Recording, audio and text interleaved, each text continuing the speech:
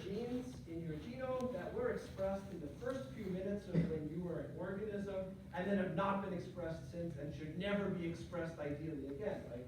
So both our developmental paradigm is different, as well as our mature, you could say, paradigm of being all sorts of different tissues and cell types. Those things will impact not so much the chemistry of making RNA, but how it gets regulated. So that leads to the idea of what we call the transcriptional ground state. This is kind of the interface now between biology, if you will, and chemistry. And we're talking about the transcriptional ground state. Notice, before I even tell you about the transcriptional ground state, these are general rules, but these are not absolute rules, right? Because we will look at variations of these.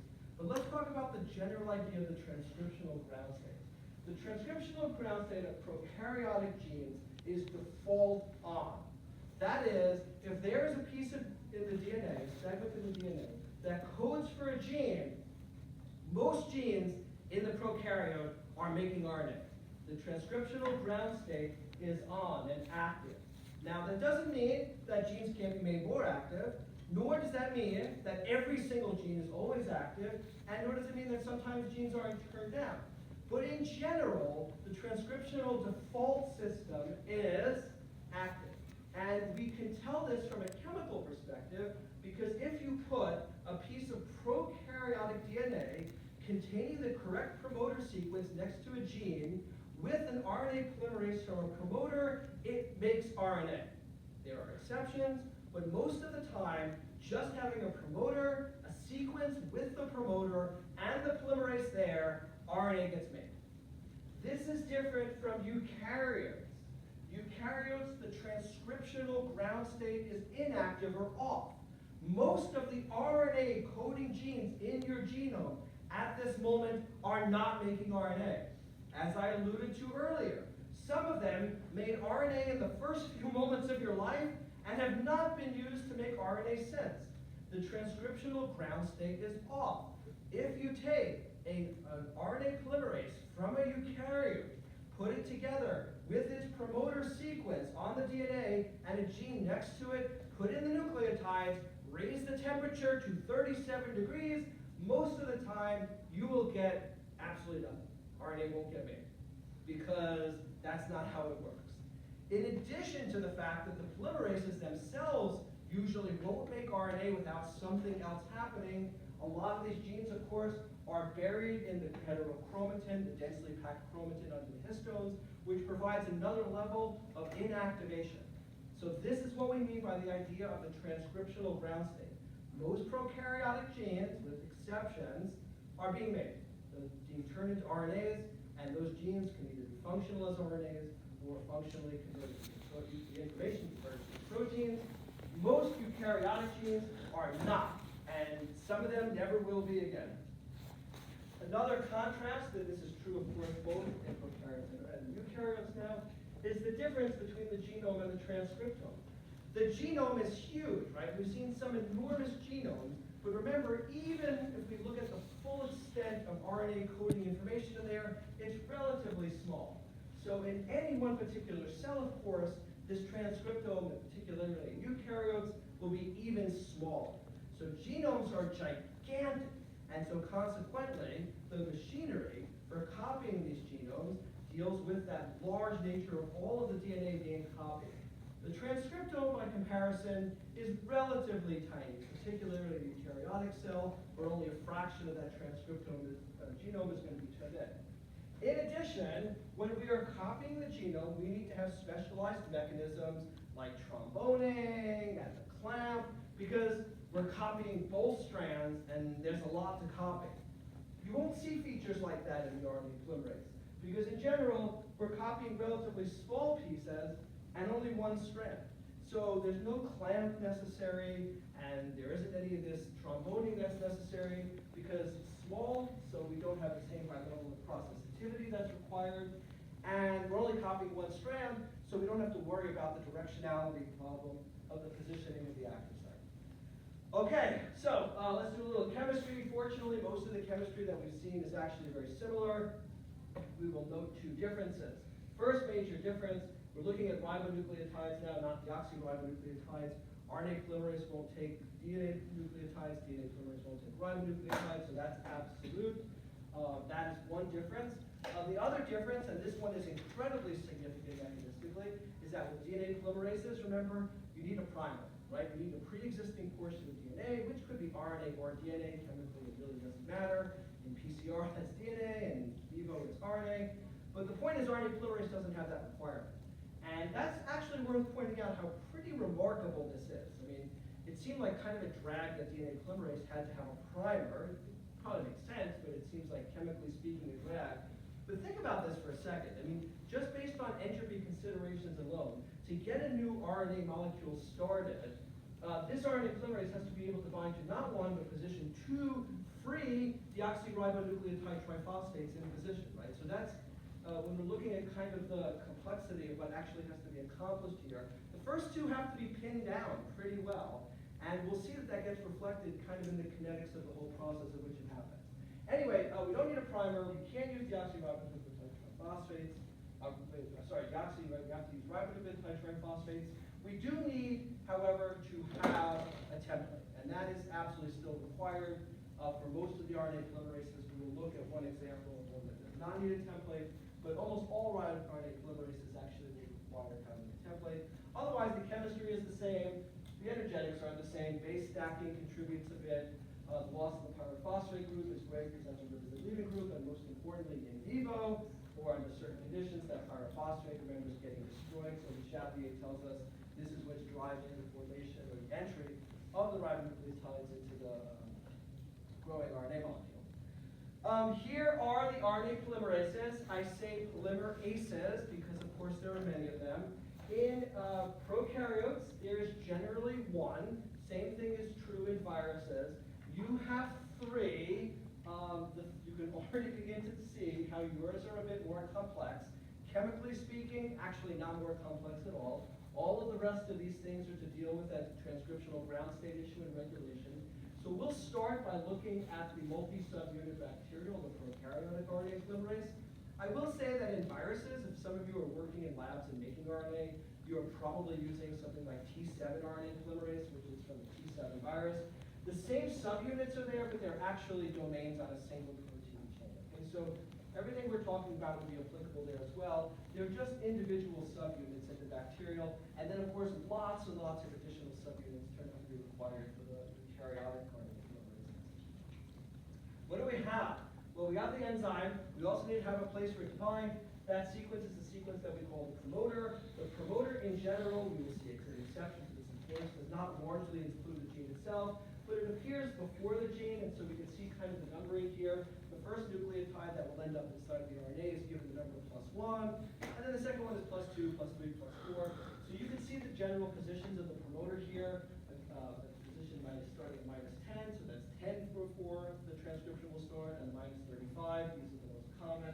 And this is where the RNA polymerase is going to first bind, attach itself, orient itself, make sure everything is in position, start opening up the DNA so that it can start actually moving down the sequence and moving it. Again, we're only going to be binding to one of the 2 strands, right? We're not going to be binding to both of the strands, even though we do start with the DNA. And so the strand that we're going to be binding to here is the one illustrated below. So we're going to bind to the 3', right? The complementary sequence, and then move in the 5' to 3' direction. This structure here that you're seeing when the DNA is open and we're generating this nascent RNA molecule is called the transcription bubble. We'll see that a bit more. Here, again, just to illustrate a little bit of the mechanics of what's happening, you can start below by seeing the DNA coding strand and the RNA transcript. So the coding strand is essentially the copy of the RNA you're making, except of course every T in the DNA ends up in U.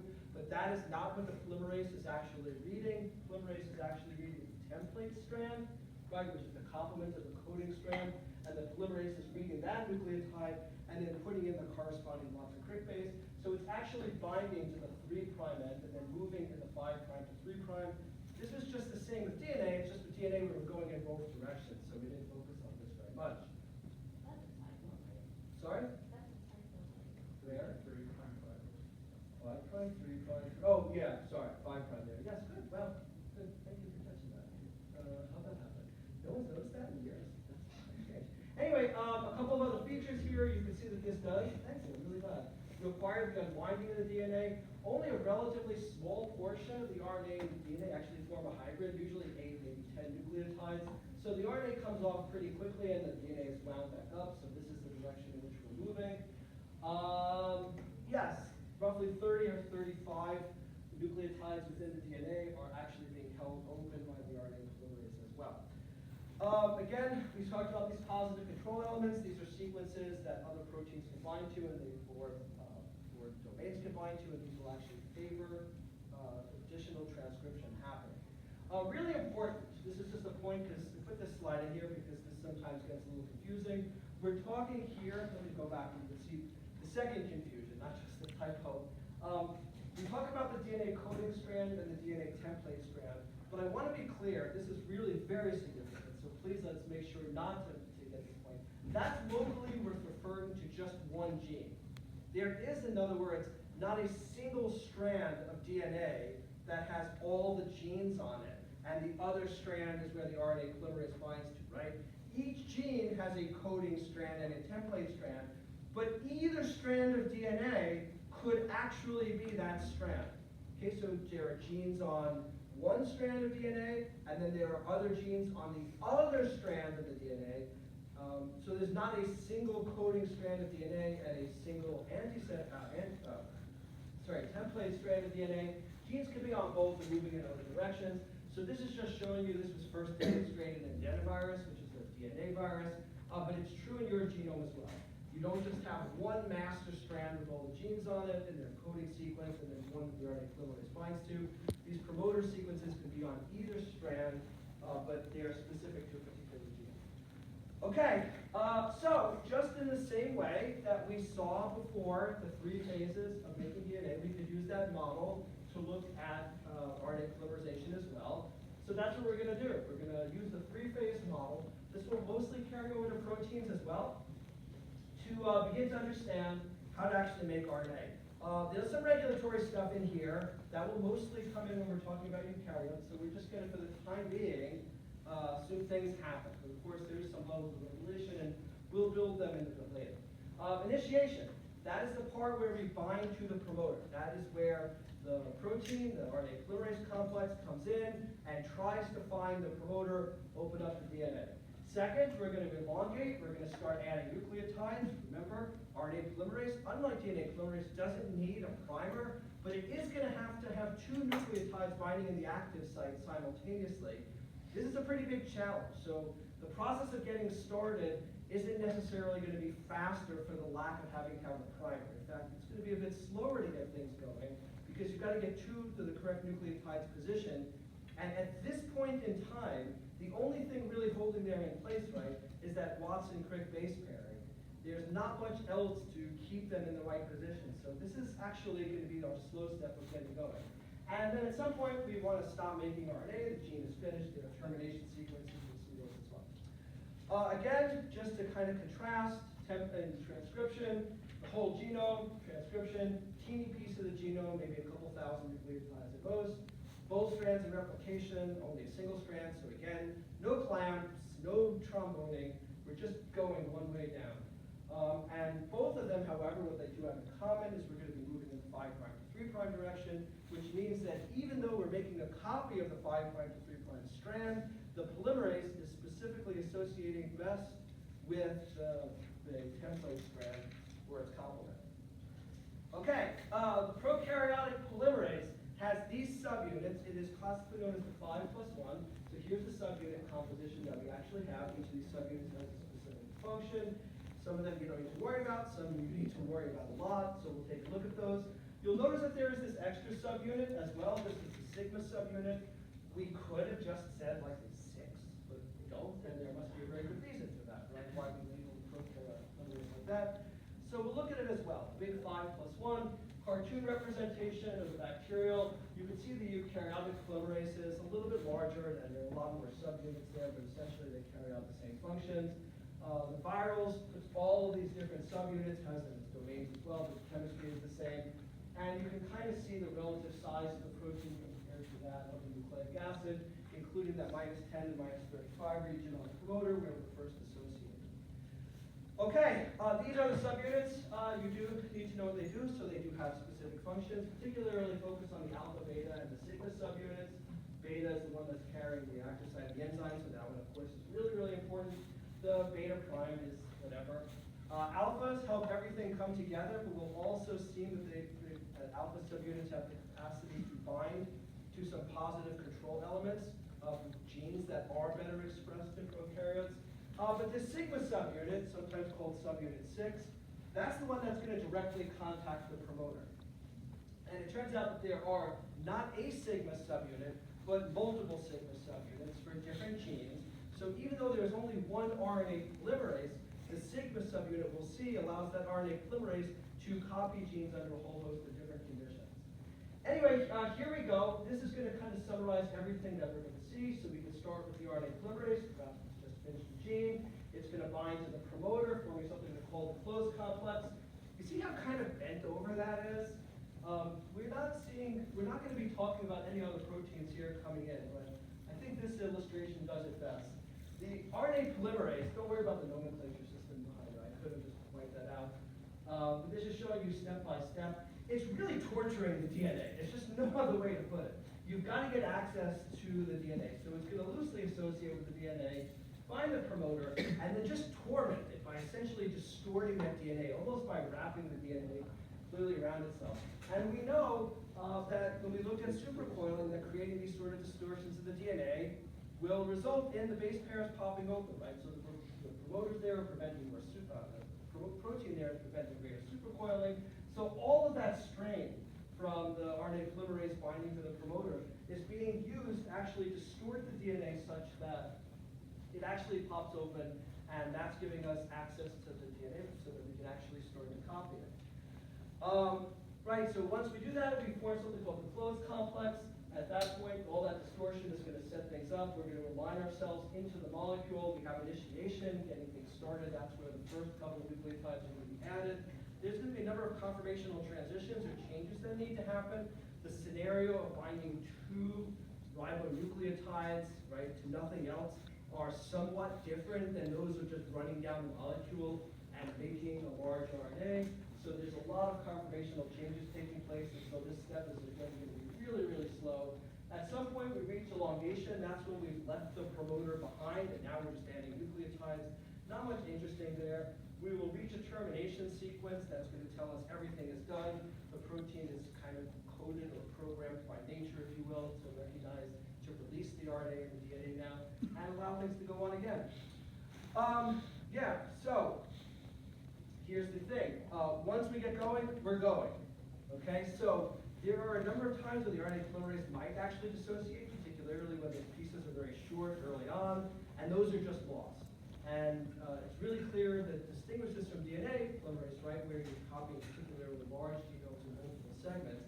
If the RNA polymerase dissociates from the DNA, even if the RNA molecule is like almost made, the whole thing is lost. So it does not have the capacity to rebind to the DNA and just kind of pick up where it left off. So staying associated really is critical. Again, there's nothing like the clamp here now to help us. We're really just counting on the relatively weak affinity between the DNA and the protein to do this. But if it falls off, and it does frequently enough, you actually will get these shortened RNA transcripts, and those will get turned over and destroyed. So there is a lack of efficiency here. Okay, just to look again at the process that's happening. Here's our small piece of duplex you can see. So the DNA and RNA, despite the pictures you might have seen in textbooks, you're not just making this long RNA that's coding the DNA with the strands staying apart. They're opened up for as little as possible, unwound, rewound again. Both of those are creating supercoiling situations, so not shown on this figure. Here are the presence of topoisomerases to relax some of that strain that's building up and forming. Specific pathway comes in for the anti-nucleotide triphosphate channel. That's open first. In the back is the leaving of the RNA. Right? You see the RNA kind of coming out of the backside of the molecule here. That requires a conformational transition to happen. It actually sometimes doesn't happen fast enough. The RNA gets there before the conformational transition happens. And then again, the whole thing is just blown apart, and you kind of start all over when that happens. Okay, in terms of where to start, we have these sequences called a promoter. There are the -10 and -35 sequences. You've already seen those. There can be sequences upstream that actually affect the association of the polymerase. But most of the sequences that are required for the RNA polymerase to actually function are what is called upstream of that, -10, -35. But they can go all the way down to -70 for some particularly active genes as well. And so we call this whole region the promoter map. Just remember that even though we are writing sequences using the numbering of the coding strand, we are actually associating with the other strand, okay? That's really critical to remember, so that's the convention. We are writing sequences using numbering that is corresponding to that of the coding strand, but we're actually reading the other strand into the RNA. So anyway, we know that our alpha subunit, we'll see that in a little bit, come back to me again, it's helping hold everything together, but it's also going to interact with parts of the DNA for very highly expressed genes. But I want to talk a little bit today, at least get to this sigma factor, because this is the +1, and this is the one that really gives the prokaryotic RNA polymerase the capacity to function under so many different circumstances. Here is our promoter map. So the sequences that you're seeing here in the light blue and the pink, those are where the sigma subunit is actually associated with. So those are the -10 and -35 sequences. You notice that we have these additional sequences as well. These are called the up elements. These will interact for alpha. These are for very, very highly expressed genes. So they will make an additional contact. There's the first base of our RNA molecule, so that's the +1. But we do have a problem, and here's where we have to address this first problem. That even though it's true that the ground state of prokaryotes is mostly on, there are some genes that you only want to get expressed in certain conditions.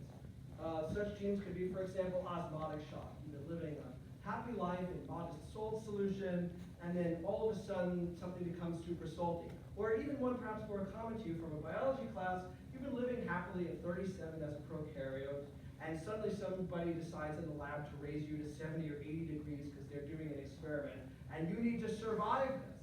So there are, in some cases, some genes that are not generally default expressed, but they should only be expressed under specific situations. And one of the ways that RNA polymerases from prokaryotes can deal with this is to use different sequences in the promoter, right? So in other words, these -10 and -35 sequences to change the sequences. But that's kind of a problem, right? Because if you change the sequences by too much, the sigma subunit might not be able to recognize them anymore. And so the key to this versatility is to have multiple different sigma subunits for the RNA polymerase that can detach. And this is why we call it the +1 as opposed to just 5 instead of just 6. 5 of those subunits, the ones you see up here, remain intact forever. And then that 6th subunit, the 6th sigma subunit, it can come off, right? So it's kind of like the plug-and-play subunit. One sigma subunit, which happens to be called sigma 70, does most of the genes that are present in E. coli, right? Most of the genes, and the sequences of the promoters for those genes are generally very, very similar, so the sigma subunit can find them and bind to them. But all of a sudden, it's 70 or 80 degrees. I need to make some genes that are going to protect me from elevated temperature. I don't normally want to keep these genes expressed, but I do now. That sigma 70 subunit can come off, get replaced with a different sigma that can recognize promoters with a very different sequence that should only be turned into RNA, or read into RNA, I should say, at elevated temperatures, right? So having a detachable subunit is how the prokaryotic RNA polymerase gets away with using one protein to essentially copy all of these different genes. And so here are some of the different sigma subunits. Again, most of the genes in the E. coli are being copied by the sigma 70. So the binding sites, the sequences with the sigma 70, if you look at them, are very, very heavily conserved. There's not much difference. The sigma 70 can interact with them as part of the complex, not separate, and the RNA gets made. But here are some distinct circumstances that are different. Heat shock, for example, all of a sudden it's been dumped into a big old pile of ammonia fertilizer, or the salt concentration has changed. These require slightly different sets of genes, And so being able to swap out the sigma subunit means you use the same core RNA polymerase. You don't need a different RNA polymerase for every different promoter. So that's one reason why the sigma subunit, it's a good thing that it can be swapped out. It can detach from the RNA polymerase, and a different sigma subunit can come in and read a different promoter. But that's not the only reason why. If we go back to look at this image here, I think, which one? Which image did I want to look at? I guess we could look at this one. What should happen is this. You want to bind to the sigma subunit, and you want to start to open up the DNA, and you want to start making RNA, right? There are a very high degree of sequence complementarity between those nucleotides and the side chains that are present in the sigma subunit. In fact, there have to be, because those sequences or similar sequences may also occur within genes. But that's a problem, right? The problem is you need to make sure you're binding to a promoter and not just somewhere randomly in the middle of a gene somewhere on the chromosome. So how do you do that? How is it possible to do that? Well, the idea is to be able to bind pretty tightly, right? By creating lots and lots and lots of interactions. The more interactions you can create between two different molecules, as shown here, the more side chains that you can have interacting with the DNA, the higher specificity, the more likely you're going to be sure, yes, this is a promoter, not just a DNA sequence in the middle of some gene somewhere that's kind of close to a promoter. So you want to bind to it really, really well. But that's a problem, because what happens if you bind to it really, really well is you're going to get stuck. The more interactions between side chains on the protein and the sigma subunit that there are, the slower this is going to move, right? That's kind of a problem. You want to get away from the promoter and start making RNA. So how are you going to balance it? You want to be able to bind really, really well between the sigma subunit and the promoter, and that means lots and lots of interactions between side chains on sigma and the functional groups on the DNA. But that also means going slowly. So what's the only solution nature could come up with? Just tear the sigma subunit off and leave it behind. Right? The whole RNA complex, 5 plus 1, binds to the sigma binds through the sigma subunit to the promoter. And then, once it has found the right sigma subunit, the polymerase starts to move, and it leaves the sigma subunit relatively well associated with the promoter behind, because you don't want it anymore. You don't want it slowing you down. You certainly don't want it finding another sequence in the middle of the DNA that looks promoterish-like. And so this is how we balance the specificity with the affinity problem. You just leave it behind. When it gets left behind, last thing I'll say today, and then we'll finish up the RNA polymerase tomorrow. Yes, we'll be back tomorrow. Imagine that. Another protein comes in. This is the NUS protein. Its really major function here is going to be to jam up the site on the RNA polymerase where the sigma comes in. Because what you don't want to have happen is you're in the middle of a gene, a sigma floats by and binds to the polymerase, and now everything gets messed up. So this NUS protein is essentially going to bind and block it. As part of the termination step, that NUS protein is going to get ejected, so then another sigma subunit can come in and start the process along again. Okay, yes, I would say I'll see you next week, but I'll see you on Wednesday, which is tomorrow. Great guys, thanks.